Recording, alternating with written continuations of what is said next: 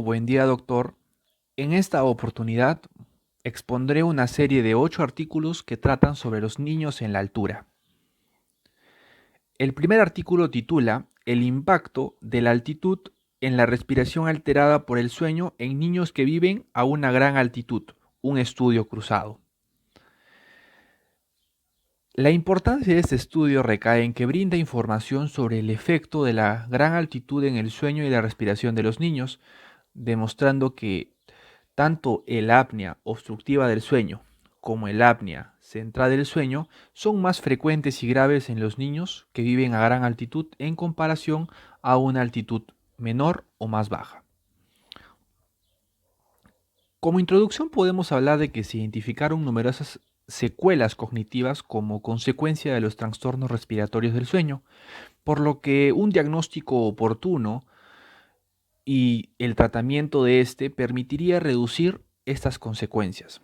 Entonces, cuando hablamos de una exposición a grandes alturas que es mayor por lo general a 2.500 metros sobre el nivel del mar, esto altera la fisiología respiratoria como bien ya sabemos, por lo que la adaptación crónica favorece a la hiperventilación que podría predisponer a los niños a los trastornos respiratorios del sueño, pero aún no se conoce mucho respecto a esto.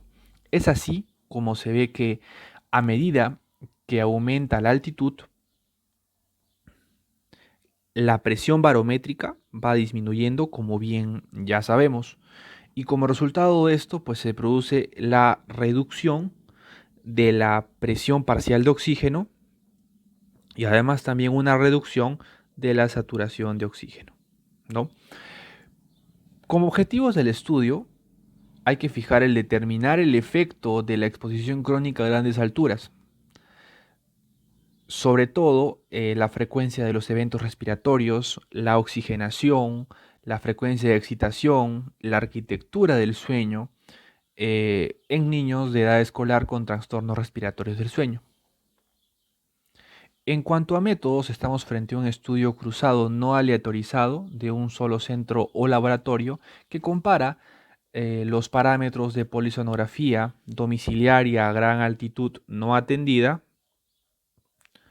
y también va a comparar lo que es una polisonografía de laboratorio asistida a menor altitud.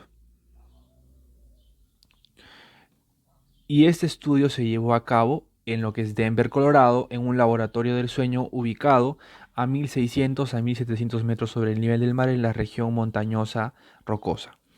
La población de este estudio, la participación de este estudio fue de 10 participantes que tenían o estaban dentro de un intervalo de edades entre 4 y 12 años y cuyo domicilio iba a estar o está, perdón, a mayor a 2.000 metros sobre el nivel del mar.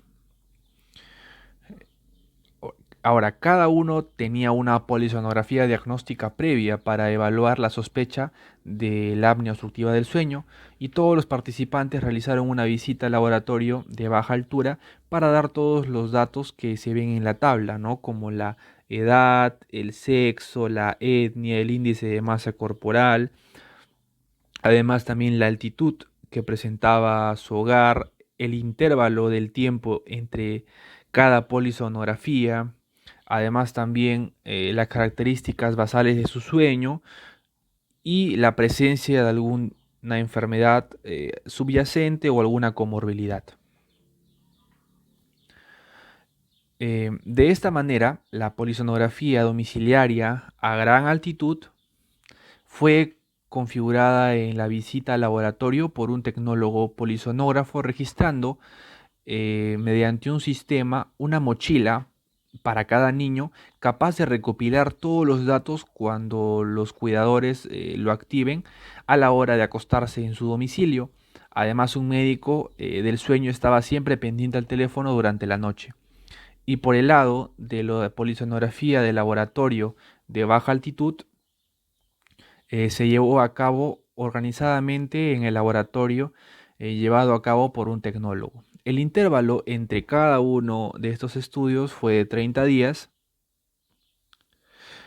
y bueno, y al parecer para almacenar los datos se usó una aplicación Sleep Wars. Y bueno, cada participante tuvo un total de 3 estudios.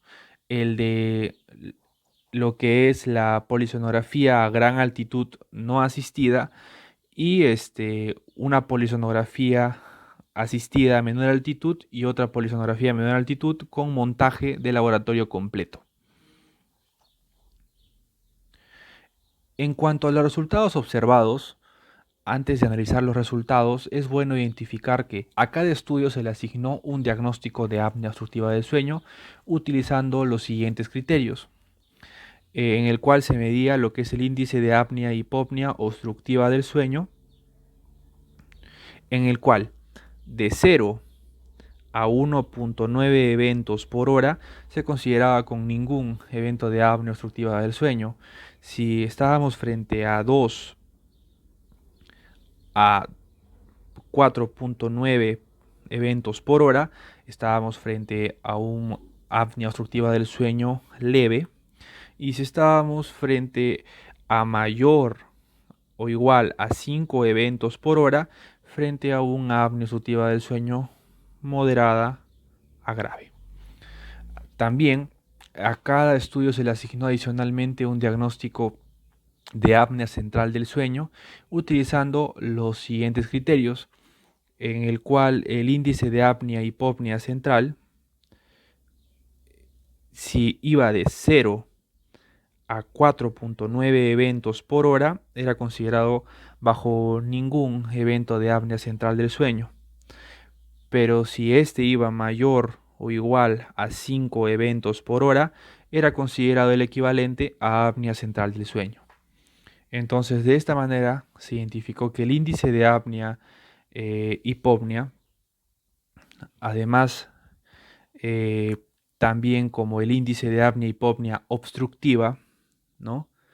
Como también el índice de apnea hipopnea central, además también el índice de desaturación de oxígeno, ¿no?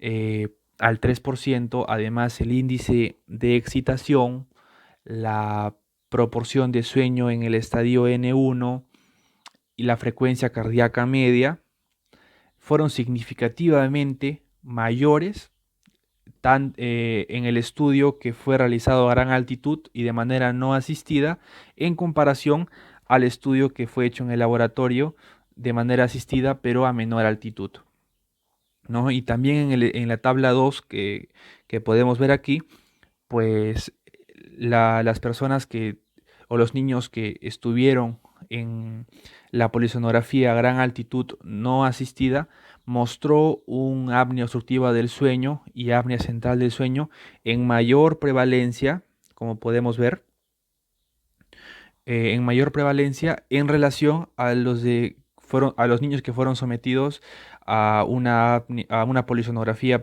de laboratorio asistido a menor altitud, ¿no? Entonces, de esta manera, los niños que fueron sometidos a esta polisonografía a gran altitud no asistida fueron donde se determinaron la mayor cantidad y prevalencia de eventos de apnea. De esta manera se puede concluir, como primer punto, que hubo un gran impacto clínico sobre resultados respiratorios del sueño en niños con trastornos respiratorios del sueño que viven a gran altitud. Y además también es bueno saber que este estudio es aún un tanto insuficiente porque tiene una muestra de 10 niños, entonces amerita a mayores estudios para explorar más aún sobre el diagnóstico, comorbilidades y tratamiento, pero a su vez también se evidenció mayor frecuencia de eventos respiratorios centrales y obstructivos y un empeoramiento de los marcadores de oxigenación y fragmentación del sueño mientras los niños dormían en sus domicilios en comparación en el laboratorio a menor altitud, ¿no? Entonces, de esta manera, pues este estudio aporta estos datos. En cuanto al artículo 2, titula Expedición VC Nepal, flujo sanguíneo cerebral notablemente más bajo en los niños Sherpa de gran altitud en comparación con los niños que residen al nivel del mar. Como introducción a este estudio, pues podemos hablar de que los Sherpas, en esto se ha informado de que el flujo sanguíneo cerebral es menor en comparación con los pobladores que residen a nivel del mar. Eh, Además, los datos existentes son escasos respecto a esta información y se basan principalmente en adultos.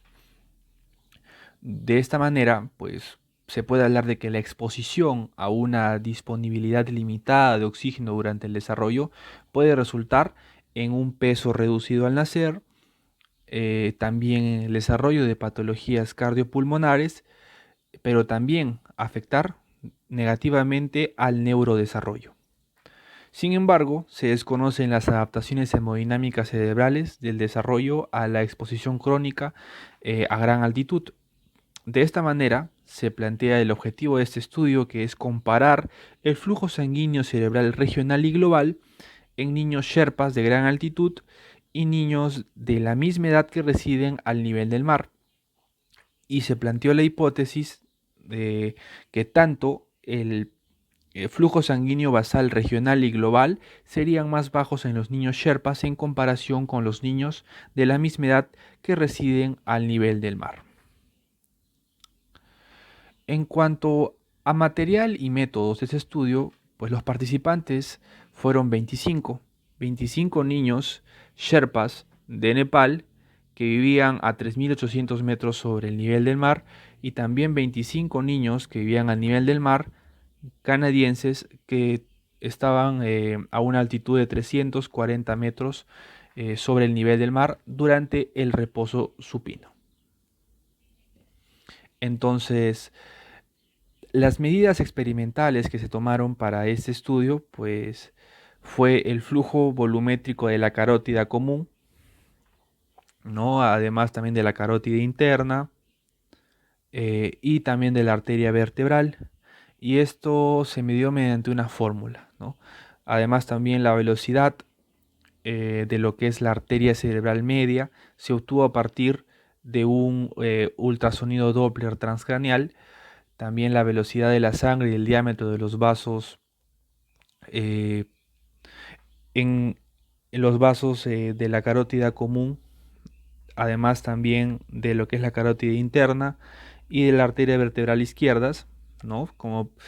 Eh, y esto se midió también bajo un ultrasonido vascular, y también el flujo sanguíneo basal global se calculó mediante una fórmula, ¿no? Que bueno, esta fórmula vendría a ser dos veces la sumatoria del flujo de la carótida común más lo que vendría a ser el flujo de la arteria vertebral, ¿no? Y mediante esta fórmula se obtiene lo que es el flujo sanguíneo basal global. Además también se evaluó datos como el índice de masa corporal y estatura, el intercambio de gases en reposo, la presión arterial, la saturación de oxígeno y también la frecuencia cardíaca, ¿no? Entonces, de esta manera, pues fue todo lo que ese estudio valoró para obtener los siguientes resultados, ¿no?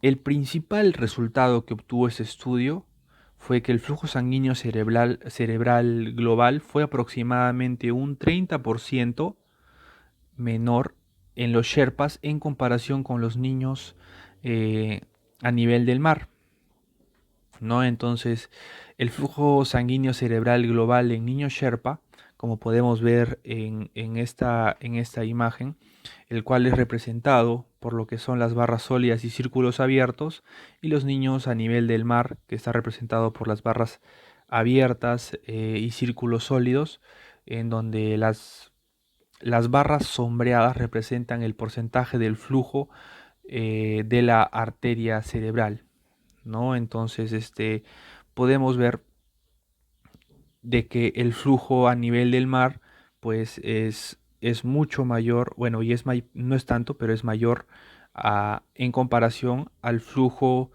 eh, al flujo de la arteria vertebral que presentan los niños Sherpa, ¿no? Entonces, de esta manera se identifica que es 30% la diferencia, o 30% más es el valor que tienen los niños a nivel del mar en relación a los Sherpas. Por otra parte, la altura y el peso fueron menores en Sherpas en comparación con los niños al nivel del mar. Es otro punto, un resultado también importante. Otro resultado fue que la presión arterial media, la frecuencia cardíaca y la ventilación fueron similares, ¿no? Mientras que la saturación de oxígeno y la presión de CO2 al final de la expiración fueron menores en los niños Sherpa. Eh, También se encontró que un diámetro arterial más pequeño en los niños Sherpa en comparación con los residentes a nivel del mar, y esto puede proporcionar el transporte más eficiente de oxígeno al cerebro relativamente más pequeño, menos maduro y menos adaptado a gran altitud, que de esta manera puede tener un volumen de oxígeno relativamente más bajo y también por ende una menor utilización de este. Entonces también podemos hablar de que en relación a lo mencionado, el patrón temporal de maduración, así como el neurodesarrollo, podría verse potencialmente alterado debido a la exposición a la hipoxia, ¿no? También que el flujo sanguíneo cerebral más bajo en los niños Sherpa destaca un patrón hemodinámico cerebral que puede reflejar una adaptación a largo plazo a la hipoxia crónica. Entonces, a nivel del mar, los cambios en la presión de CO2 arterial son bien conocidos por ser el principal regulador de lo que es el flujo sanguíneo cerebral. Por lo tanto, la hipocapnia observada en los niños Sherpa a gran altitud podría ser la causa de la vasoconstricción y por lo tanto la reducción de lo que es el flujo sanguíneo cerebral. Entonces, de esta manera se cree que esta es una explicación considerable que se puede tomar en cuenta, ¿no? Eh, entonces, de esta manera se puede hablar de que el pH extracelular puede influir en el tono cerebrovascular.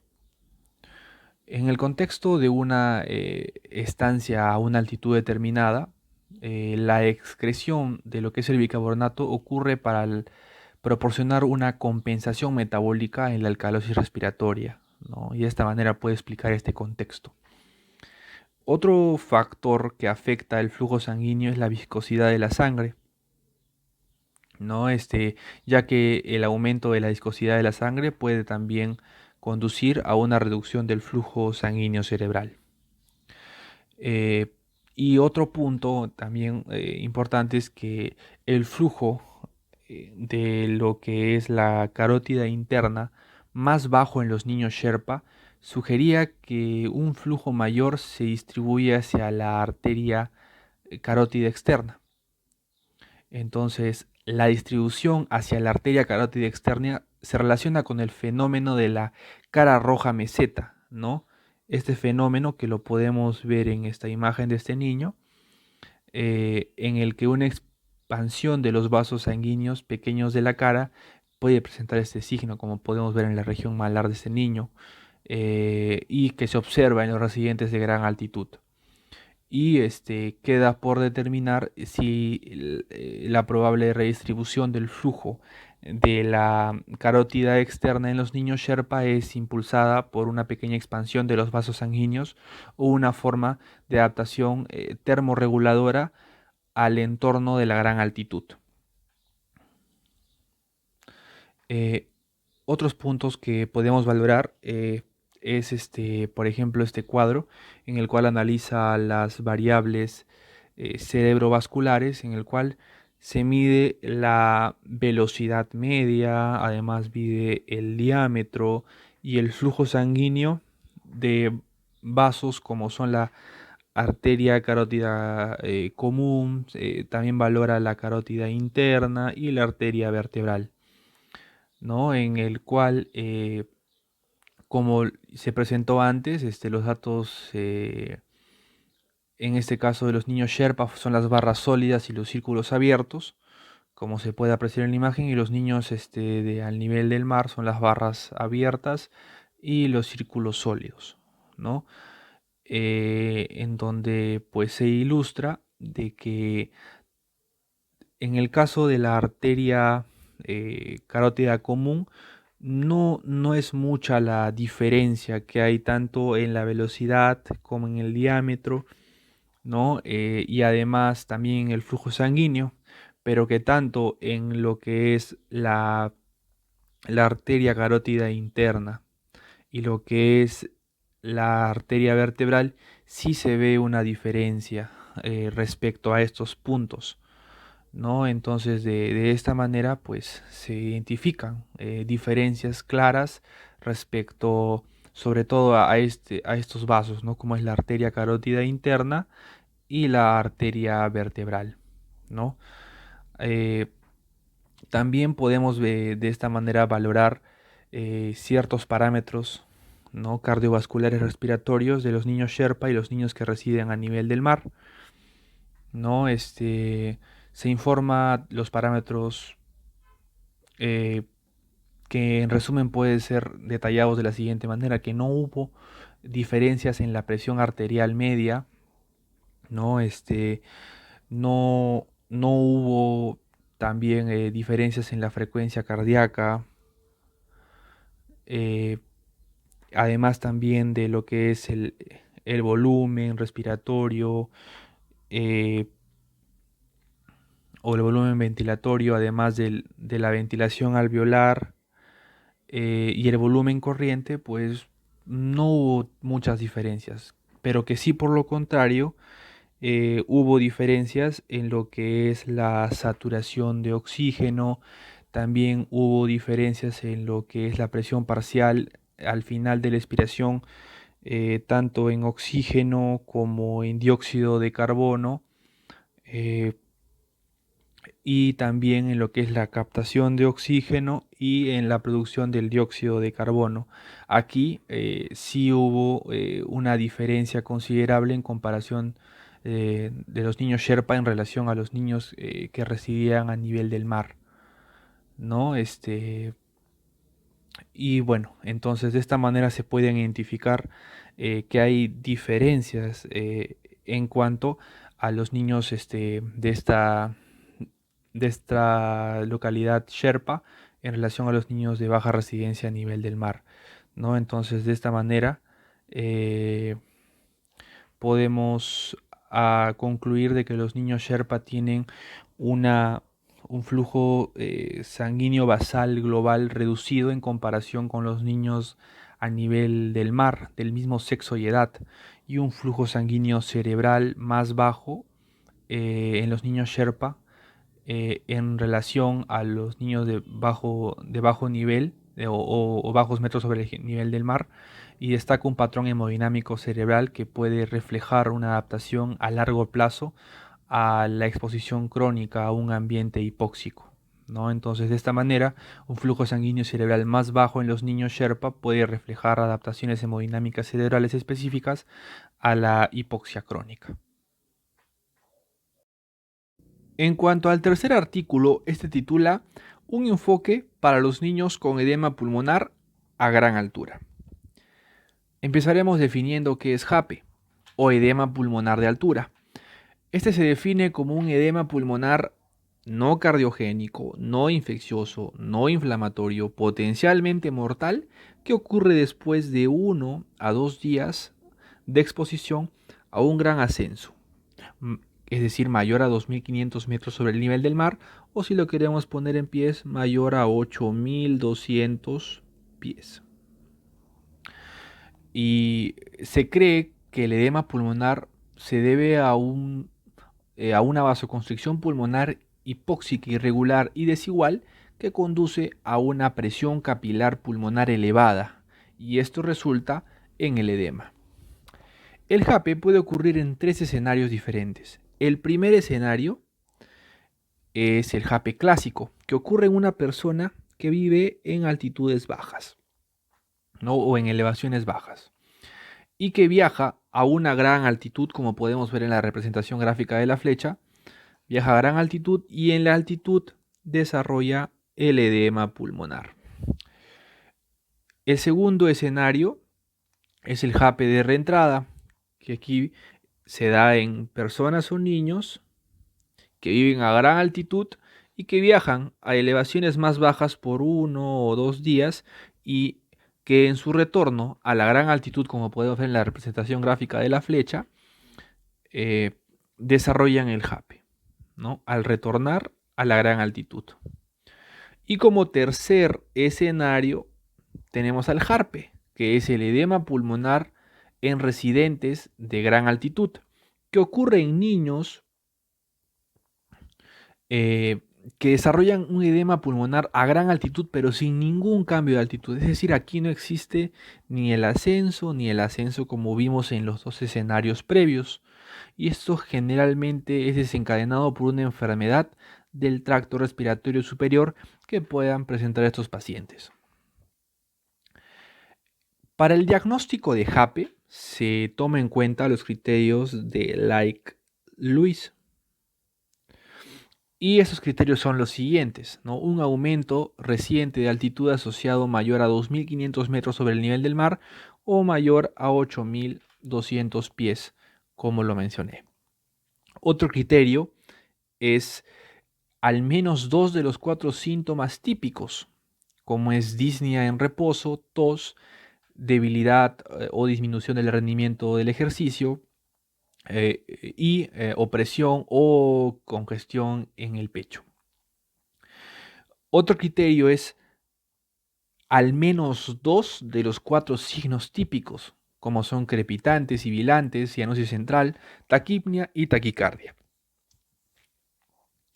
Otro criterio a tomar en cuenta es cuando el paciente tiene una saturación menor al 85%. Otro criterio muy importante es que se debe incluir una radiografía de tórax para confirmar el diagnóstico de edema pulmonar con un patrón algodonoso, como podemos ver en esta imagen de la radiografía que estoy señalando. O en el caso no hay la posibilidad de sacar una radiografía de tórax, se tiene la alternativa de realizar una ecografía. ¿Y qué se va a encontrar en esta ecografía? También hallazgos clásicos como son los cometas pulmonares, ¿no? Como podemos ver en la imagen que estoy señalando, y que esto sería un signo de un edema intraparenquimatoso y que confirmaría el diagnóstico de edema pulmonar. Ahora, si ante el estudio de imágenes encontramos otros hallazgos, pues podemos pensar en otras cosas como son infecciones, como son neumonías, bronquiolitis, neumonitis, y también podemos sospechar de lo que es neumotórax, hemotórax, efusión pleural, cuerpos extraños, asma. Y si se confirma el JAPE o JARPE, podemos en este caso empezar a dar tratamiento. ¿Y en qué consiste el tratamiento? El objetivo principal del tratamiento de JAPE es el aumento de la presión parcial de oxígeno inspirado para aliviar la vasoconstricción pulmonar y la hipoxemia subyacente a esta enfermedad. Y esto se va a lograr con la administración de oxígeno y también se puede lograr en el caso del descenso. En el caso del oxígeno se puede proporcionar a través de una cánula o mascarilla nasal, también bajo ventilación no invasiva, o si es necesario, en el caso también se puede administrar ventilación mecánica, se puede usar ventilación mecánica y esta, aunque no es muy usada porque se usa muy rara vez, también puede ser de mucha utilidad, pero como lo mencioné, se usa en casos excepcionales y por lo general rara vez es necesaria. Como punto 2, en los niños se recomienda para el manejo farmacológico el nifedipino, ¿no? Y también se puede usar lo que es el amlodipino. ¿Y por qué se prefiere en este caso el nifedipino? Porque se puede dosificar muy fácilmente y además es una dosis al día y hay la opción a suspensión. Por eso se prefiere este fármaco. Y la dosis de nifedipino, como podemos ver en la tabla, es de 1.5 miligramos por kilogramo día, con una dosis máxima de 40 miligramos y que se puede sujetar a posibles efectos adversos como eh, puede ser enrojecimiento, malestar gastrointestinal, hipotensión. Y en el caso optemos por el amlodipino, pues la dosis es de 2.5 miligramos por día, como está resaltado, y los posibles efectos adversos es el enrojecimiento, dolor abdominal o mareos.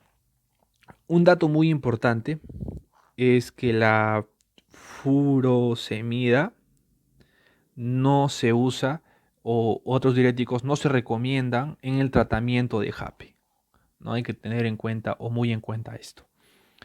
Y bueno, se debe apuntar a una saturación de oxígeno de al menos 93%. Esta es la meta terapéutica a la que tenemos que llegar en base al tratamiento que decidamos. Otro punto importante es cuando hablamos del tema de la profilaxis. Y en este caso es un tema controversial, pero lo que sí se tiene claro es que no hay indicación para profilaxis de JAPE en pacientes pediátricos sin antecedentes o experiencia en la altitud o que no hayan presentado un JAPE eh, previamente o como antecedente, ¿no? Entonces, en estos casos no se recomienda una terapia profiláctica. Pero en los niños con antecedentes de JAPE o que ya en el antecedente veamos de que se ha presentado en episodios múltiples el JAPE, sí se recomienda un abordaje profiláctico preventivo. Y en este caso podemos aplicar la administración de lo que es el oxígeno suplementario eh, para llegar a una gran altitud, y esto puede prevenir el desarrollo de JAPE al optimizar la vasodilatación pulmonar.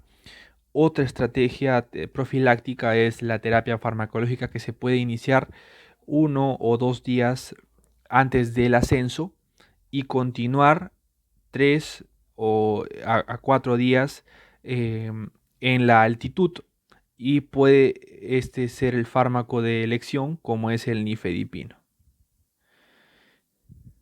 ¿no? Entonces, estas son las dos opciones profilácticas que se proponen en pacientes, vuelvo a recalcar, que ya tienen un antecedente de JAPE o que tienen antecedentes de múltiples eventos de JAPE. En cuanto a la susceptibilidad de JAPE, pues la susceptibilidad de JAPE está ciertamente relacionada ante todo con la altitud, ¿no? Es un punto muy importante. Y la velocidad de ascenso. Aunque no siempre es así, porque como mencionamos, hay un escenario de JAPE llamado JARPE, el cual pues se da sin necesidad de que se haya experimentado un ascenso. Entonces, es un punto a considerar, pero de todas maneras la altitud de por sí es considerada una susceptibilidad para el JAPE. Por otra parte, las mutaciones genéticas también es otro punto de susceptibilidad para JAPE, aunque son poco estudiadas hasta el momento. Otro punto muy muy importante son las enfermedades cardiovasculares congénitas, ¿no? Como podemos ver en las imágenes, ¿no? La comunicación interventricular, ¿no? Perdón, interauricular.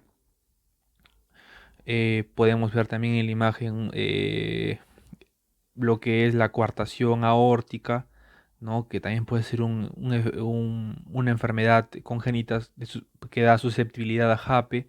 También la arteria pulmonar aislada de origen ductual. También se puede ver susceptibilidad de JAPE en el efecto ventrículo septal, como podemos ver aquí en esta imagen inferior. Y también la estenosis de la vena pulmonar, que también puede ser susceptible o puede dar susceptibilidad a este niño para que desarrolle JAPE.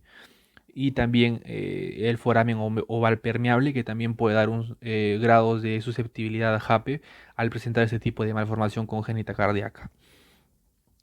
Otro punto son los niños pequeños que tienen una vasoreactividad aumentada por la hipoxia y un control alterado de la respiración, especialmente a gran altitud, incluso después de la recuperación del episodio agudo de JAPE. Entonces, de por sí un niño pequeño ya es susceptible para que pueda desarrollar JAPE. Otro punto es la apnea obstructiva del sueño. Esta predispone a que desarrollen JAPE los niños, y bueno, los niños con trisomía 21 o síndrome de Down, que tienen un mayor riesgo por sus condiciones cardiovasculares a desarrollar JAPE. En cuanto a la evaluación de JAPE, pues lo más importante es la toma de el ecocardiograma. Y este ecocardiograma nos va a ayudar a evaluar lo siguiente: una afección cardíaca subyacente, eh, ya que muchas veces un episodio de JAPE podría ser el primer signo de una cardiopatía congénita subyacente. Y otro punto por el cual es muy útil la ecocardiografía es la detección de la hipertensión pulmonar, ¿no? Y como se puede ver en la imagen, pues en donde un aumento mayor al 20% de las presiones medias de la arteria pulmonar con hipoxia sería preocupante para la vasorreactividad pulmonar anormal, ¿no? Y bueno, si el ecocardiograma demuestra hipertensión pulmonar, debe repetirse una vez que el niño se haya recuperado del episodio agudo, ¿no? Entonces es un punto que hay que tomar muy en cuenta. Y si estamos frente a una hipertensión pulmonar crónica, derivar a un manejo especialista, ¿no? Como podemos ver en este recuadro, derivar a un manejo especialista y tratar de monitorizar su oximetría hasta que sea derivado, ¿no? A este, a una consulta de expertos. Mm, Y en el caso, cuando se valora una respuesta positiva, en el caso quizá al tratamiento, cuando la prueba de vasodilatadores en niños eh, en esta prueba se da una disminución mayor al 20% en las presiones medias pulmonares sin una disminución del gasto cardíaco. Aquí se considera una respuesta positiva, ¿no? En este caso al efecto terapéutico. Y si hallamos un estudio normal, se puede recomendar el descenso, y en cuanto a la profilaxis podemos en este caso recordar que no hay indicación para la profilaxis de JAPE en pacientes sin experiencia en la altitud, como ya se mencionó. En relación al cuarto artículo, este titula: La edad y la altitud de residencia determinan la prevalencia de anemia en niños peruanos de 6 a 35 meses de edad. Para poder comenzar con esta revisión del artículo, tenemos que saber que actualmente la OMS define como anemia eh, inferiores a los valores de 11 gramos por decilitro para niños menores de 6 años. Entonces, el presente artículo trata de valorar la influencia que existe entre algunos factores, como pueden ser la deficiencia del hierro, la desnutrición, pobreza, el uso de combustibles y la ausencia de agua potable, y también la anemia en los niños que residen en gran altitud.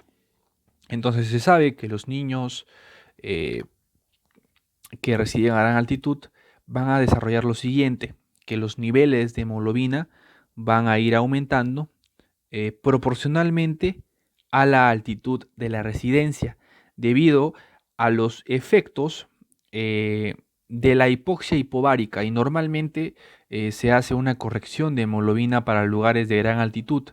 El artículo sugirió que las pautas de la OMS para corregir los valores de hemoglobina en altitud han llevado a una sobreestimación de la prevalencia de anemia en el Perú, y por lo tanto sería una corrección de altitud errónea para la concentración de hemoglobina, y existen otras causas de anemia que podrían ser responsables de esto, ¿no? De estas altas tasas de anemia que se presenta en el Perú.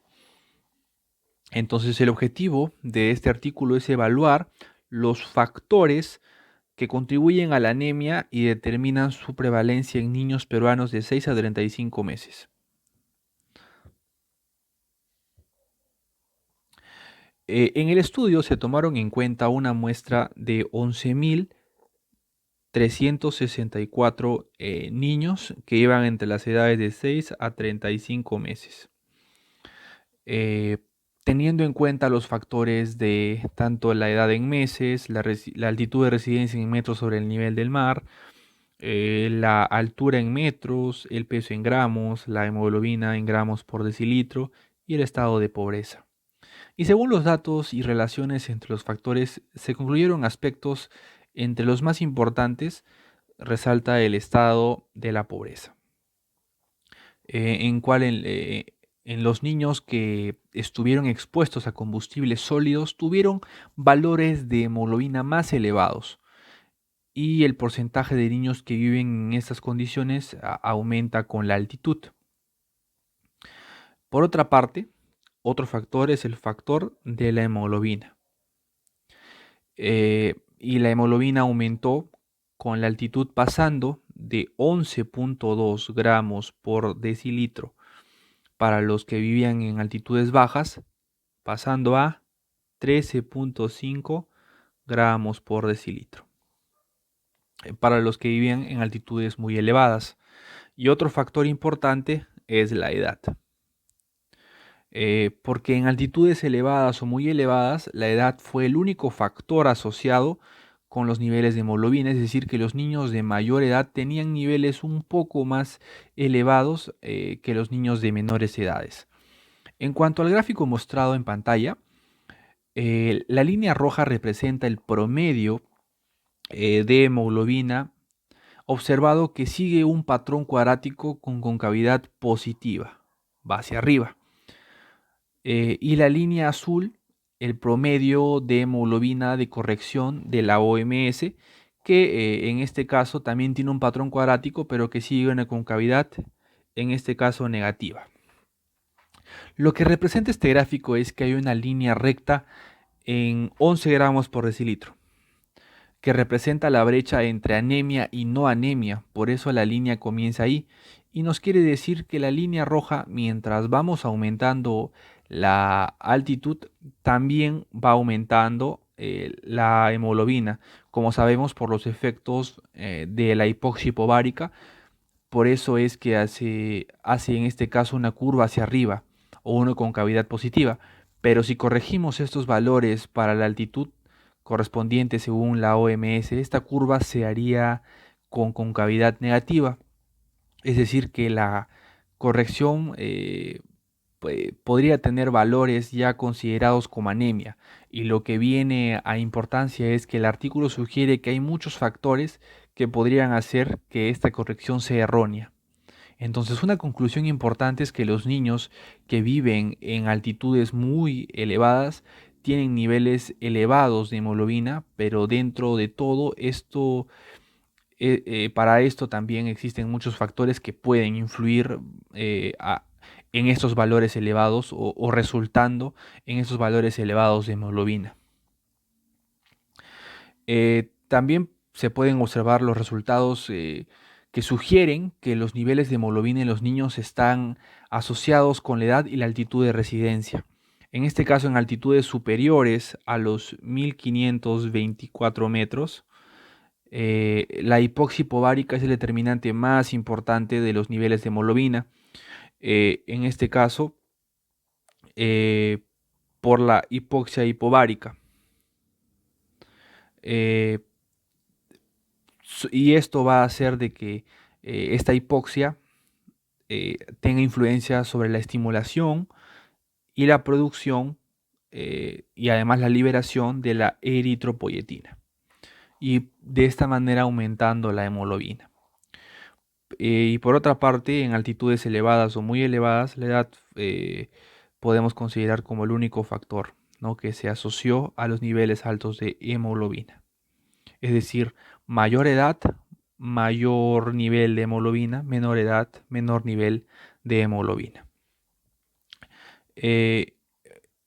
Podemos ver en el gráfico, en esta figura, que se puede observar en el punto A la anemia según las pautas de la OMS.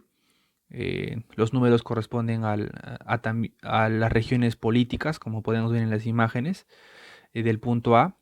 En el caso del punto B, la anemia utilizando una hemoglobina menor a 11 gramos por decilitro como punto de corte. Y en el caso del punto C, la anemia recalculada o de corrección, recalcando que el punto de corte identifica una mayor prevalencia eh, de anemia en los niños más pequeños, que son los que tienen el valor de hemoglobina más bajo. Por lo tanto, si utilizamos el punto de corte de la OMS de 11 gramos por decilitro, en los niños estadounidenses, por ejemplo, se sobreestimaría la prevalencia de anemia en las grandes altitudes del Perú. Entonces, cuando se usaron, en este caso, las fórmulas de corrección de la hemoglobina, las curvas de edad y altitud, además, la región de lo que es la selva tropical tiene la prevalencia de anemia más alta, y los que viven a gran altitud, las más bajas, ¿no? Como podemos ver en este caso, es donde se ve las prevalencias de anemia más altas, mayores al 10%, como podemos ver en el gráfico de los mapas. En cuanto al quinto artículo, este titula El retraso del crecimiento y la predicción del volumen pulmonar entre los niños y adolescentes tibetanos a gran altura. Como introducción, algunos puntos importantes que debemos considerar son que los grandes tamaños de tórax y grandes volúmenes pulmonares de las poblaciones de gran altitud se han atribuido a los efectos genéticos y o de desarrollo sobre el crecimiento del tamaño en un entorno hipóxico. Por otra parte, no se estudió hasta qué punto el retraso del crecimiento puede causar diferencias en las proporciones corporales entre los niños de gran altitud y si tales diferencias están asociadas con diferentes volúmenes pulmonares. En cuanto a materiales y métodos de ese estudio, pues se realizó en 3 ciudades y se realizó en una altura de 3.200 metros a 4.300 metros sobre el nivel del mar, en una provincia al oeste de China, y se obtuvo el consentimiento informado tanto de los participantes y sus padres. Por otra parte, se incluyó a todos los participantes que pasaron las siguientes pruebas, como son la capacidad vital forzada y como es el volumen respiratorio forzado en el primer segundo. Pasando estas pruebas, los que pasaron por estos métodos de exclusión resultaron ser 324 niños y 231 niñas, entre los valores o intervalos de edades entre 6 a 20 años. Además, se tomaron medidas antropométricas de cada individuo, además de que la altura se convirtió en puntaje Z de altura para la edad, lo que se abrevia como HAS. Eh, en cuanto a estadística, para determinar en qué medida las diferencias de estatura pueden alterar las proporciones corporales, se utilizó análisis de regresión basado en lo que son datos de todas las edades para comparar la relación entre la altura y estatura de ubicación y la relación entre la circunferencia del pecho y la estatura. Como segundo punto, también se usó un análisis de varianza que se utiliza para comparar proporciones de altura, en este caso sentada, y en el caso también de la estatura, y las proporciones de la circunferencia del pecho a estatura, y las proporciones de la circunferencia del pecho a estatura sentada, ¿no? Y como tercer punto, para determinar lo siguiente, ¿no? ¿Hasta qué punto el estado del puntaje Z de altura para la edad puede afectar el grado de los volúmenes pulmonares de los niños tibetanos? Estos se comparan con valores predichos por ecuaciones recientemente desarrolladas, generadas por la Iniciativa Global de la Función Pulmonar, lo que en este caso se abrevia como GLF. Eh, bueno, eso es para los asiáticos, ¿no? Y en caucásicos se suele usar la tercera encuesta nacional de examen de salud y nutrición, el cual se abrevia con NHANE3, el cual pues esta va a proporcionar una estimación conservadora de las diferencias que pueden existir entre las poblaciones de baja altitud y los tibetanos de gran altitud. Además, también se utilizó un software estadístico del PAS-W, eh, eh, y bueno, se realizó esto de forma separada para cada sexo. En cuanto a los resultados, todo esto se analizó en base a dos puntos, el primer punto es la relación entre la altura sentada y la estatura por categoría Haas para niños y niñas tibetanos entre las edades de 6 y 20 años, en el cual todas las categorías de Haas muestran la misma relación lineal en todos los rangos de edad. Además, en este caso, los niños con puntuación Haas menor a 1 son significativamente más altos y tienen mayor altura al sentarse y tamaños de circunferencia del pecho que las niñas con otras puntuaciones, ¿no?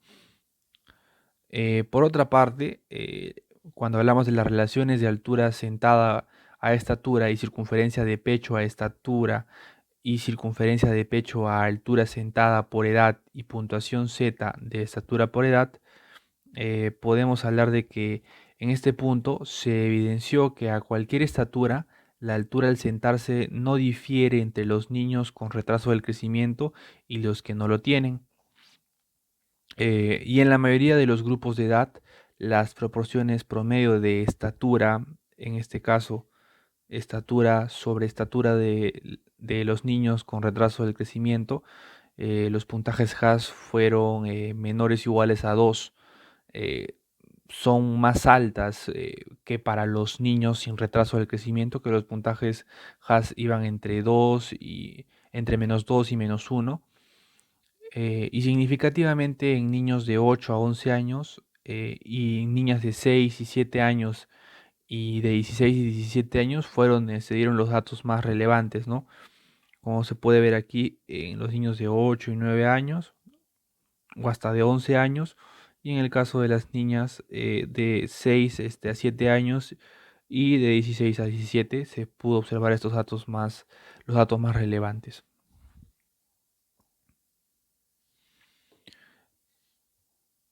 Eh, Otro punto que se puede observar en cuanto a resultados es las diferencias en los volúmenes pulmonares. Eh, en este caso, las diferencias de la capacidad vital forzada que podemos ver en estos gráficos, en el cual la letra A y la letra C representan a los niños y la letra B y la letra D representan a las niñas. Pues las diferencias significativas están indicadas con un asterisco, como podemos ver, y estas fueron significativas en los niños sobre todo, ¿no? Que en relación a las niñas, ¿no?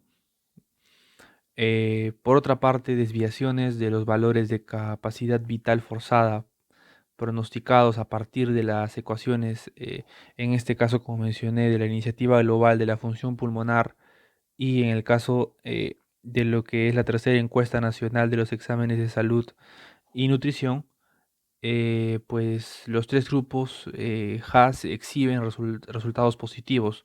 Quiere decir que los valores de la capacidad vital forzada son mayores que los predichos por ambas ecuaciones y aún más al usar este primer índice, que es en el caso de la iniciativa global de las funciones pulmonares.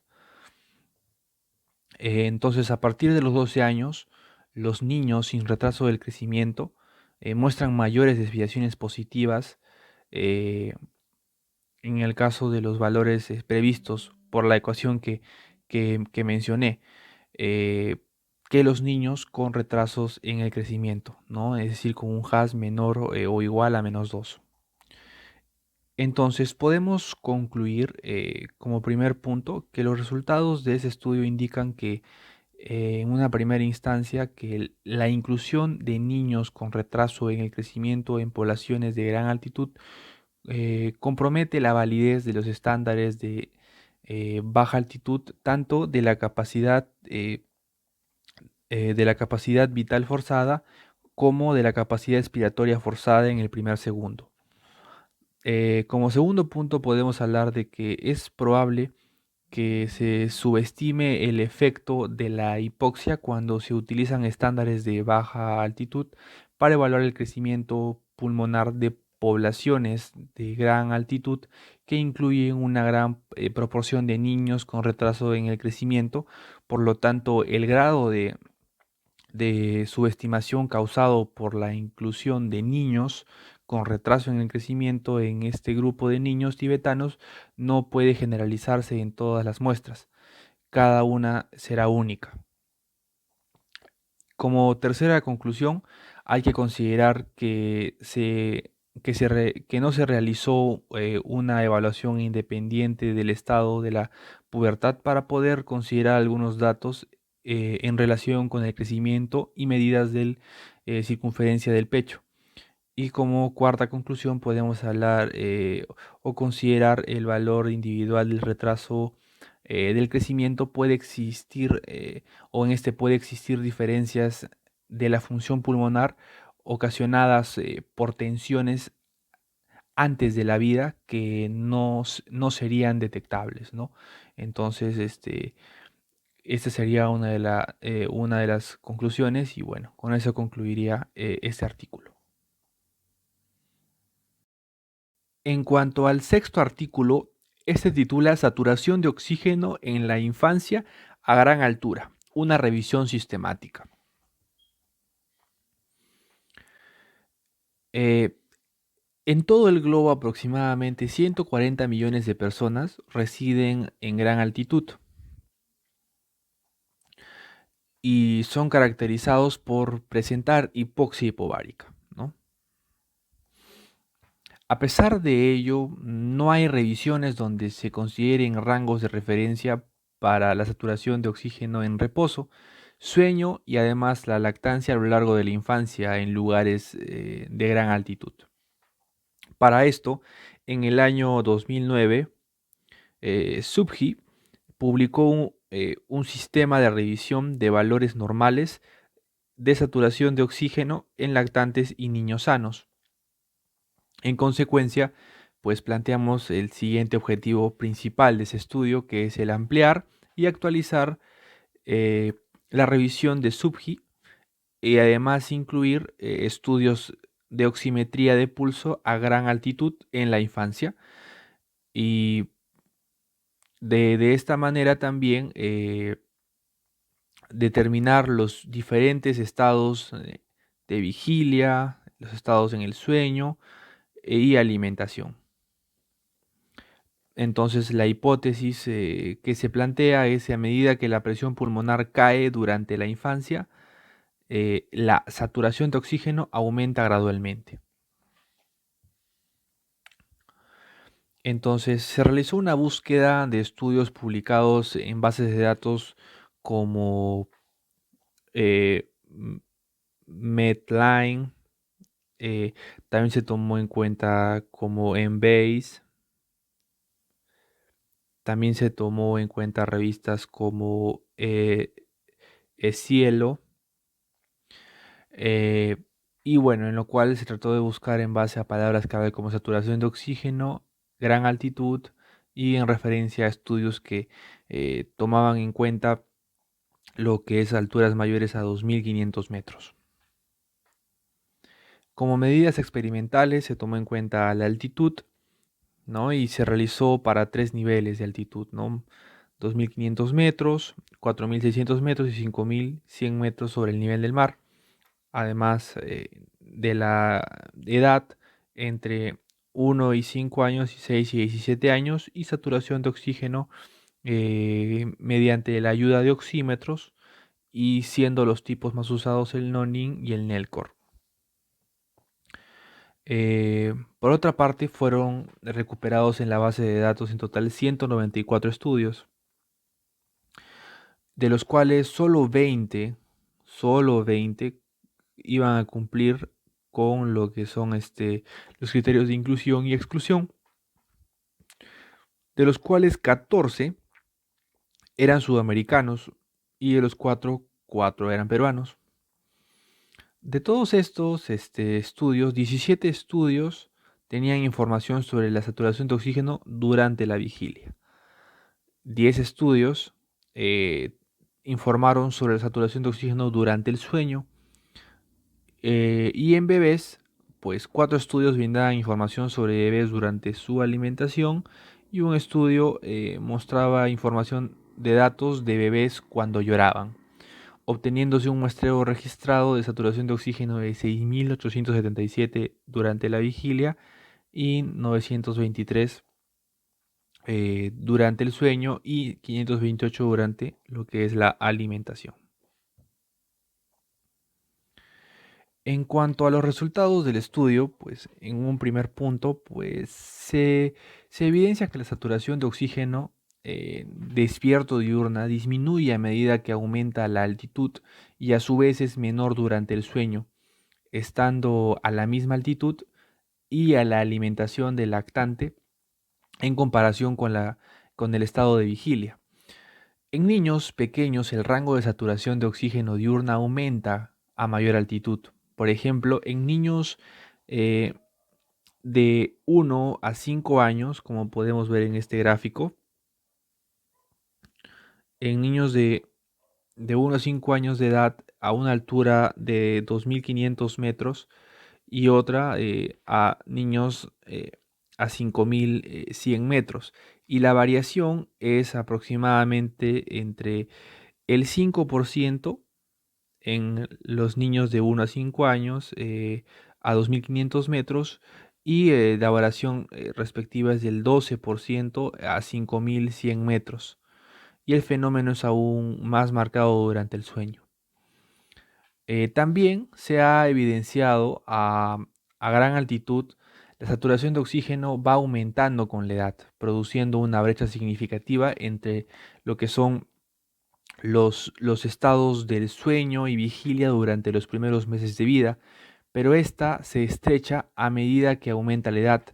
Por ejemplo, a 3.600 metros la diferencia entre vigilia y el sueño de bebés de 6 a 10 meses, como podemos ver aquí en la imagen, y los niños entre 13 y 17 años es en el caso de 13 a 17 años el 3% y en el caso de 6 a 10 meses la diferencia es del 6%.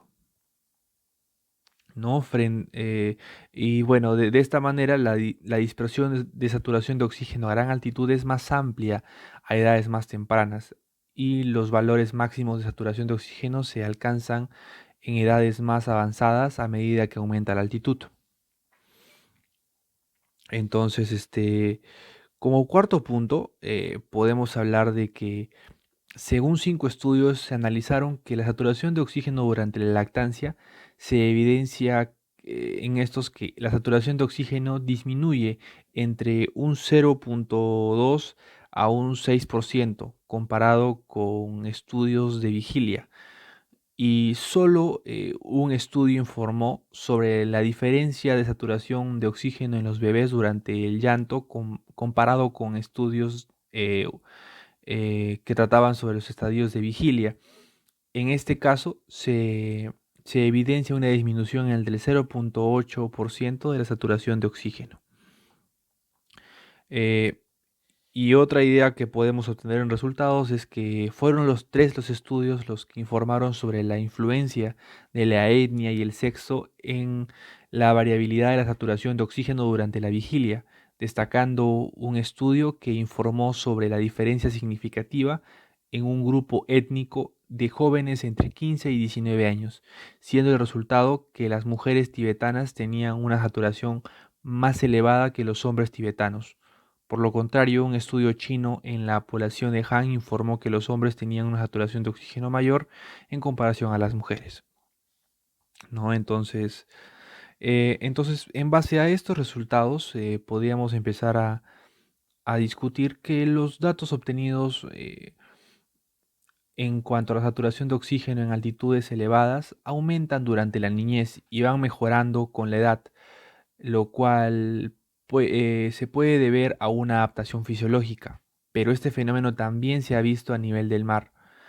Entonces el estudio también demuestra que la variabilidad interindividual de lo que es la saturación de oxígeno es mayor en edades más tempranas, aumenta con la altitud y es más marcado durante el sueño y también durante la alimentación de los bebés pequeños. Entonces podemos hablar que en este caso los valores más bajos de saturación de oxígeno durante el sueño son normales en los niños incluso a nivel del mar y podrían estar relacionados a la caída de la frecuencia respiratoria y la capacidad residual funcional, así como el aumento de las resistencias de las vías respiratorias superiores.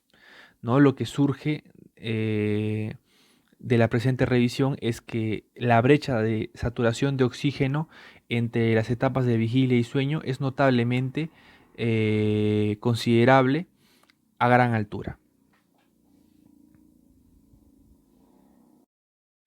En cuanto al séptimo artículo, este titula Análisis del crecimiento en la altura de los niños tibetanos que viven en áreas de gran altitud e índices de metabolismo sérico. Como bien se conoce, en la adolescencia es la etapa donde existe mayor desarrollo óseo y depende de distintos factores tanto físicos como hormonales, siendo los hormonales los más importantes y de los cuales se va a basar esta investigación, siendo valorados mediante marcadores de formación ósea. Lo que se quiere obtener en este estudio es saber si el entorno geográfico tiene influencia en el desarrollo del crecimiento adolescente, por lo que se toma dos poblaciones de gran altitud cada una. Una es Lhasa, que va a estar a 3.650 metros sobre el nivel del mar, y una más alta, que es Naku, que va a estar a 4.513 metros sobre el nivel del mar.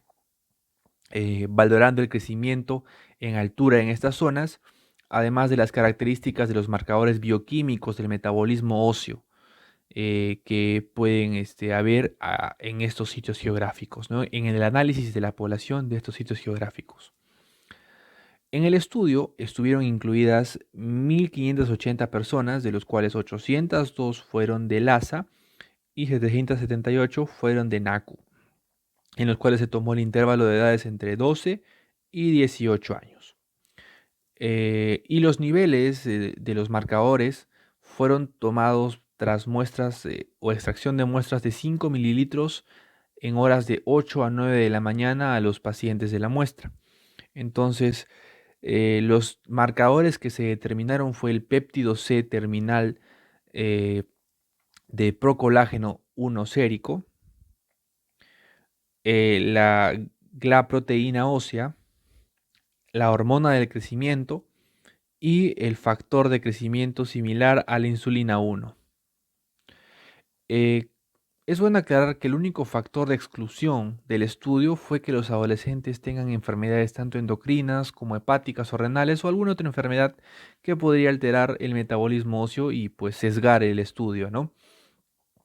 Entonces podemos ver que en esta tabla, en la tabla 1, pues se puede evidenciar que la altura de los adolescentes que viven en una menor altitud, que es en el caso de Lhasa, en el caso de los varones, como podemos ver aquí, eh, fue significativamente mayor a los adolescentes que viven en más altitud, en el caso de Naku, ¿no? Entonces podemos ver que entre lo que es 13 y 14 años en el caso de los varones y en el caso de las mujeres, en este caso, entre 12 y lo que es 13 años, se puede evidenciar de que hay una diferencia entre el crecimiento, ¿no? Podemos ver aquí diferencias en cuanto al ASA, que tiene un mayor crecimiento en cuanto a NACU, y de igual manera podemos ver en los valores que estoy señalando, y de igual manera en mujeres, ¿no? Se puede evidenciar sobre todo de 12 a 13 años, que hay diferencias en el crecimiento en este tipo de regiones geográficas, que son diferenciadas por la altitud. Entonces, los marcadores bioquímicos resultaron más altos, ¿no? Mientras más altitud había, eh, y menor en las menores altitudes, ¿no? Pero lo que sí se relacionó a una menor altitud es que había un mayor desarrollo. Entonces los marcadores bioquímicos fueron significativamente más altos en las zonas de menor altitud a comparación de los adolescentes que se encontraban a mayor altitud. Eh, entonces se puede hablar de que el pico de secreción de la hormona del crecimiento y del factor de crecimiento similar a la insulina 1 en las mujeres fue de 13 años y en el caso de los varones podemos estar hablando de que fue a los 14 años. En los adolescentes de menor altitud, en el caso de LASA. Pero algo importante es que estos picos en los adolescentes de mayor altitud, en el caso de NACU, fueron un año antes, es decir, en el caso de las mujeres fue a los 12 años y en el caso de los varones fue a los 13 años. Esto, como lo mencioné en NACU, y el de valores de los 13 años y 14 años fue en LASA. Eh, entonces, este estudio se observó significativamente, o en este estudio se observó significativamente que los adolescentes de menor altitud han tenido mejor desarrollo en crecimiento que los adolescentes de mayor altitud. Además, comparando ambos grupos con adolescentes de áreas llanas, eh, son 5 a 10 centímetros menores. Esto sugiere que el crecimiento de gran altitud es menor que en regiones bajas y cuanto mayor es la altitud, es más grande esta brecha. Además, también se concluye que el metabolismo óseo eh, activo es menor en las zonas de mayor altitud. Entonces, el artículo toma como papel importante la altura, ¿no? Y dice que la alimentación es algo que se debe tomar en cuenta, ya que en elevaciones más altas se ingiere especialmente los carbohidratos y es la principal dieta de las regiones que mencionamos en el estudio como NACU, por ejemplo. Además que la comida rica en calcio es ingerida en menor cantidad en ese tipo de regiones. Entonces esto puede también de alguna manera relacionarse con el desarrollo del crecimiento de este tipo de habitantes adolescentes de estas localidades, pero que en relación al crecimiento y la secreción de hormonas, como también podemos evidenciar en esta tabla 3, también la diferencia, pues, en las regiones como Lhasa, pues se puede ver que son mayores los picos de hormona del crecimiento en relación a lo que es NACU, ¿no? Que es a una mayor altitud. ¿No? De igual manera también en lo que son mujeres, también se puede evidenciar estos picos, ¿no? Que son, como lo mencioné y vuelvo a repetir, mayores estos picos hormonales en Lhasa, que es a menor altitud en relación a la altitud que hay en NACU, en los cuales los valores hormonales son menores, ¿no? Y por último, el octavo artículo que titula La relación entre la altitud residencial y el retraso del crecimiento. Evidencia de más de 26.000 niños que viven en las tierras altas y bajas de Etiopía. Como introducción, podemos empezar mencionando que el retraso del crecimiento es definido cuando un niño no logra alcanzar una estatura apropiada para su edad, como podemos ver en la imagen. ¿No? Un niño que tiene una estatura, en este caso, menor en relación a la estatura de los demás niños, ¿no? Y esto dentro de los parámetros estipulados para su edad, ¿no? Entonces, de esta manera podemos definir el retraso del crecimiento. El objetivo principal de este estudio va a ser evaluar la relación entre la altitud residencial y el estado del crecimiento de los niños menores de 5 años en Etiopía. Y también si la relación altitud residencial y retraso en el crecimiento está influenciada por predictores de crecimiento dietético y no dietético, ¿no? Que también se va a aclarar en el artículo. Como parte de los métodos se utilizaron datos de 26.976 niños menores de 5 años, incluidos en las encuestas demográficas y de salud de Etiopía entre los años del 2005 al 2016.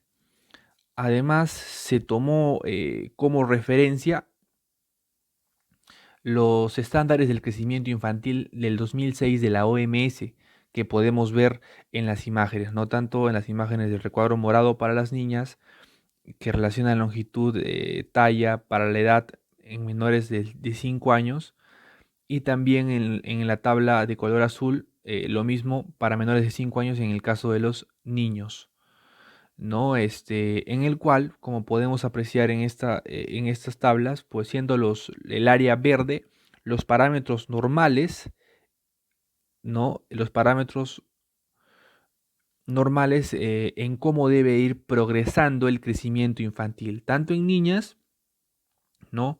Como en niños. Y estos parámetros debemos tomar en cuenta para valorar el crecimiento en los infantes. Entonces, la altitud residencial fue la principal variable de este estudio y también se tomó en cuenta otras variables, ¿no? Como los factores del niño, como la edad, sexo, tamaño al nacer, prácticas alimentarias y de lactancia, o también factores maternos, ¿no? Como el nivel educativo y utilización de atención prenatal, y también los factores del hogar, como fueron el suministro de agua, el tipo de instalaciones sanitarias y también el estado de riqueza del hogar, ¿no? Entonces es un estudio mucho más completo en relación al estudio 7 que se, mm, que expliqué hace un momento, ¿no? Entonces, de esta manera, ¿qué resultados se obtuvieron, no? El principal resultado fue que la prevalencia media del retraso del crecimiento fue del 42% y que esta aumentó con la altura. Entonces, el 23% se dio a 2.000 a 2.499 metros sobre el nivel del mar y se dio un 9% a lo que es mayor a 2.500 metros sobre el nivel del mar. Entonces fue el 42% como se puede observar en el recuadro del lado izquierdo. La prevalencia del retraso del crecimiento aumentó progresivamente con el aumento de la altitud, asociándose significativamente la altitud residencial con el retraso del crecimiento. Entonces la altura y el peso maternos también fueron significativamente más bajos en las tierras más altas que en las tierras más bajas. Es un dato también importante que se encuentran en los recuadros. Como resultado 2, también para descartar si el vínculo altitud-retraso del crecimiento estaba confundido por una tercera variable que no se detectaba, se realizó un análisis de regresión logística múltiple ajustado. eh, entonces, en esto se iba a ajustar los factores tanto dietéticos como no dietéticos, que también variaban según la altitud. Entonces, obteniendo el cuadro que podemos ver en el lado derecho, se puede apreciar de que el retraso del crecimiento en altitudes mayores a 2.500 metros eh, fue un 41% más altas que las probabilidades del retraso del crecimiento en altitudes menores a 1.000 metros, y la probabilidad del retraso del crecimiento a una altitud de 2.000 a 2.499 metros sobre el nivel del mar fue un 29% más alta que las probabilidades del retraso del crecimiento a una altitud de menor de 1.000 metros sobre el nivel del mar, ¿no? Entonces, de esta manera se pueden obtener también estos resultados que son importantes, ya ajustando, como se mencionó, mediante este análisis de regresión, los factores dietéticos y no dietéticos que podrían haber alterado el resultado del retraso del crecimiento ya observado en la primera parte del estudio o de los resultados del estudio, ¿no? Entonces, de esta manera, eh, se puede llegar a la conclusión eh, de que como punto uno que se encontró que la altitud residencial se asoció significativamente con el retraso del crecimiento. Esa es una idea y conclusión, se podría decir, la más importante del estudio. Y esto se dio independientemente de los determinantes tanto dietéticos como no dietéticos. Como se mencionó, esto se excluyó cuando se hizo el análisis de regresión. Entonces, aquí se determinó que esto era independiente o este retraso del crecimiento era independiente a estos factores dietéticos y no dietéticos que podrían alterar los valores o los resultados, no sesgando el estudio. Entonces hubo un aumento progresivo de la prevalencia y de las probabilidades del retraso del crecimiento con el aumento de la altitud, independientemente de los determinantes dietéticos y no dietéticos del retraso en el crecimiento. Entonces las mayores prevalencias y probabilidades de retraso del crecimiento se encontraron a una altitud mayor a 2.500 metros sobre el nivel del mar. También un dato muy importante. En cuanto al mecanismo del vínculo, sigue siendo poco claro, ¿no? Y la literatura indica de que la exposición crónica al hipoxia eh, en las tierras altas podría influir negativamente en algunas características fenotípicas, incluidas el patrón del crecimiento en los niños, pero que tanto esta hipótesis de la genética en relación a la hipoxia y los mecanismos adaptativos aún no es clara. Y como tercera conclusión podemos determinar que además de este estudio, también se reportaron otros estudios, ¿no? Eh, que también son compatibles con los resultados obtenidos, ¿no? En este estudio que estamos mencionando. Por ejemplo, que el riesgo del retraso del crecimiento entre los niños tibetanos que residen en las tierras altas es de 2 a 6 veces mayor en comparación con los que viven en tierras bajas. Otro estudio en Bolivia se detalló la prevalencia del retraso del crecimiento fue 6 veces mayor en las tierras altas y en relación a las tierras bajas. Y otro estudio en Argentina se detalló que el riesgo del retraso del crecimiento fue 2 veces mayor en las tierras altas que en las tierras bajas, ¿no? Y de esta manera también son estudios que tienen cierto grado de compatibilidad con los resultados y conclusiones obtenidos en este estudio, en el cual se llega a determinar que la altitud residencial se asoció significativamente en el retraso del crecimiento independientemente de factores dietéticos y no dietéticos, como se aclaró en este artículo. Y eso sería todo. Gracias.